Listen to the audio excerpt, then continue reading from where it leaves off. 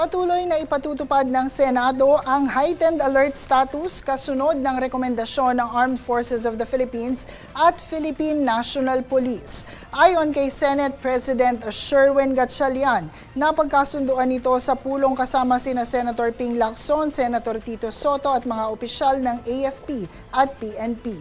Sinabi niyang dapat manatiling maagap ang Senado habang hindi pa ganap na nawawala ang mga banta sa seguridad.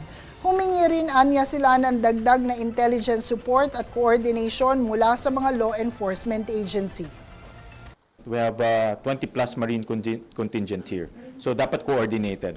No? So kahapon, if may nagpicture yata kahapon. So hindi lang naman Marines, andun ng MMDA, Pasay LGU, NICA, PNP, AFP, sino pa ba? BFP, Fire. No? So marami sila. Magpapatuloy ang mahigpit na seguridad sa loob ng Senado upang matiyak ang kaligtasan ng mga senador, empleyado at mamamahayag. Isasagawa rin linggo-linggo ang security assessment sa tulong ng Office of the Sergeant at Arms at iba pang ahensya ng pamahalaan. Pinag-aaralan namin how to secure all ingress and ingress. No? Pinapag-aralan natin. Dapat pagpasok ng building safe regardless kung sino ang papasok. No? Hindi namin napag-usapan but based sa mga kausap kong senators, mas maganda iiwan na lang sa DOJ dahil independent.